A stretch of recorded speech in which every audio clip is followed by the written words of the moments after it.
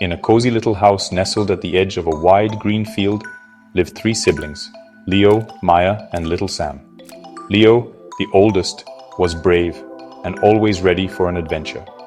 Maya, the middle child, had a quick mind and an even quicker imagination, seeing stories in every cloud and pattern in the leaves. Sam, the youngest, tagged along with wide eyes, his heart full of trust for his older siblings. They were a wonderful trio, full of life and laughter, but sometimes their thirst for adventure made them forget the wise words of their parents, words that were meant to keep them safe and sound. Their parents often shared stories and advice, speaking of respecting nature and listening to the world around them. "The wind has a voice," their father would say, with a warm smile. "And the trees have stories to tell, if you are quiet enough to hear them," their mother would add. "Trust in what we tell you, my dears. Our love is a map to keep you from getting lost." The children would nod, but the excitement of a new discovery often pulled them away from these lessons. Their hearts were restless, always seeking the next great exploration just beyond the familiar garden fence. One summer evening, as twilight painted the sky in shades of purple and orange, a cool breeze whispered through the open window. It carried the scent of pine and damp earth from the forest that stood like a great dark wall at the edge of their world. The children's parents had always told them never to enter the woods after dusk. "The forest changes at night," they warned. "Paths disappear and it's easy to lose your way." But tonight, the forest didn't seem scary. It seemed magical, mysterious, and it was calling to them with a silent invitation that was impossible for their adventurous spirits to ignore. Leo's eyes gleamed with a familiar spark of mischief. "Let's go," he whispered to his siblings, his voice barely a sound. "Just a quick peek. We'll be back before anyone even knows we are gone."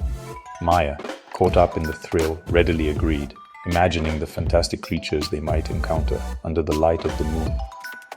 Little Sam, though a bit hesitant, trusted his brother and sister completely. He nodded, his small hand finding Maya's. Together they quietly slipped out of the house, their bare feet padding softly on the cool grass as they moved toward the deep, dark line of the whispering woods. The moment they stepped under the thick canopy of trees, the world changed. The familiar sounds of the evening crickets were replaced by a profound echoing silence. Moonlight struggled to pierce the dense leaves above, casting long dancing shadows that looked like ghostly figures reaching out to them. At first, it was exhilarating. Every rustle of leaves was a new secret. Every hoot of a distant owl was a call to a hidden part of the forest.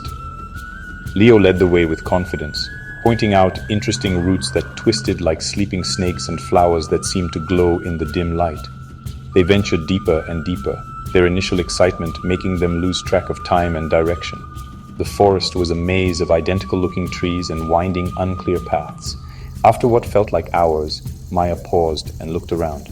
"Leo," she said, her voice trembling just a little, "I don't recognize this place. Which way is home?" Leo stopped, turning in a slow circle. He tried to look confident, but a flicker of worry crossed his face. The familiar landmarks were gone. Every direction looked the same, a wall of dark trees and deeper shadows. The air grew colder, and a sense of unease began to settle over them. Fear, cold and sharp, began to creep into their hearts. The magical forest no longer seemed enchanting. It felt vast, lonely, and threatening. Little Sam's lower lip began to quiver, and he held onto Maya's hand so tightly his knuckles turned white. "I want to go home," he whimpered, his small voice lost in the vastness of the woods. The playful shadows now looked like lurking monsters, and the gentle rustling of leaves sounded like sinister whispers. They were truly lost, and the weight of their disobedience pressed down on them, heavier than the darkness that surrounded them. Panic started to set in. Leo ran one way, then another, desperately trying to find the path they had taken. But every attempt only seemed to lead them further into the unknown. The brave leader was now just a scared little boy, his confidence washed away by the overwhelming darkness. Maya tried to recall the stories her mother told, but her mind was clouded with fear. They huddled together, three small figures lost in an immense and indifferent wilderness. The fun adventure had turned into a frightening ordeal, and they had no one to blame but themselves for ignoring the loving advice of their parents. As they huddled together, shivering more from fear than from the cold, a gentle rhythmic sound reached their ears. It was a soft, swishing whisper, like the pages of a giant book being turned by a gentle hand. Drawn by the calming sound, they walked cautiously toward it. Pushing aside a curtain of ferns, they stepped into a small, moonlit clearing. There in the center stood the most magnificent tree they had ever seen. It was an ancient willow, its long silvery branches weeping gracefully all the way to the ground, swaying and dancing in a breeze only it could feel. The willow tree seemed to radiate a soft, peaceful energy. Its branches moved with a purpose, not randomly, but as if they were trying to communicate something important. Little Sam, usually the most timid, felt a strange sense of calm wash over him. He pointed a small finger at the moving leaves. "It's talking," he whispered in awe. The tree's presence was not scary, it was wise and comforting, like a kind old grandparent. It stood as a silent, knowing guardian in the heart of the bewildering forest, its ancient roots holding secrets of the earth and its leaves, whispering them to the night sky. Suddenly, their father's words echoed in Leo's mind. "The wind has a voice, and the trees have stories to tell, if you are quiet enough to hear them." He looked at Maya, and he could see in her eyes that she was remembering the same thing. Their parents' lessons, which had felt like boring rules back at home, now seemed like precious gifts of wisdom.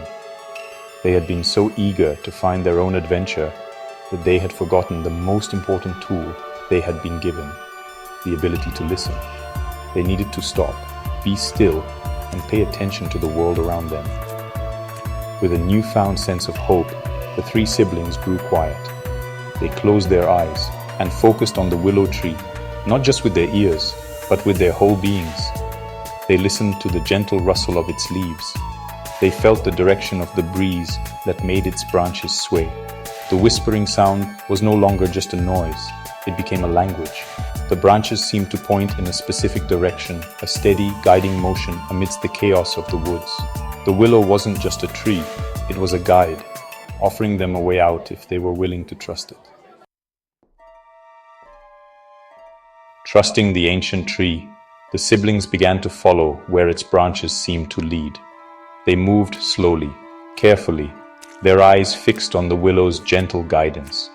Each time they felt unsure, they would pause and listen to the whisper of the leaves, which seemed to grow stronger and more encouraging whenever they took the correct path.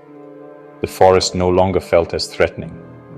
The moonlight seemed to find its way through the canopy to light their steps, and the shadows retreated, as if showing respect for the willow's wisdom. The journey back was not quick, but it was steady and sure. After walking for some time, a familiar scent reached them, the sweet smell of the honeysuckle that grew along their garden fence. A few more steps and they saw it, the edge of the forest. Beyond it lay the open field, and in the distance, a single warm light glowed in the window of their cozy little house. A wave of relief so powerful it made their knees weak washed over them. They were safe. They were home. They ran across the field, their hearts overflowing with gratitude, not just for being safe, but for the silent, whispering guidance of the wise old willow tree. They slipped back into their beds, just as the first light of dawn was breaking. When their parents came to wake them, they found three children who were quieter and more thoughtful than the ones they had tucked in the night before. At breakfast, Leo looked at his parents, his eyes full of a new understanding. "We're sorry," he said, and Maya and Sam nodded in agreement. They explained what they had done and what they had learned. They spoke of being lost and scared, and of how the willow tree had shown them the way home by reminding them to listen, just as they had been taught. From that day forward, the siblings were still adventurous, but their adventures were different. They were filled with a new respect for the world and for the wisdom of those who loved them. They learned that true strength isn't about being stubborn or breaking rules. It's about knowing when to be quiet and listen.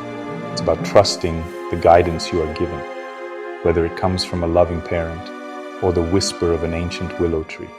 And in learning to listen, they discovered that the greatest adventures are not the ones you seek, but the ones that find you when you open your heart to the wisdom of the world.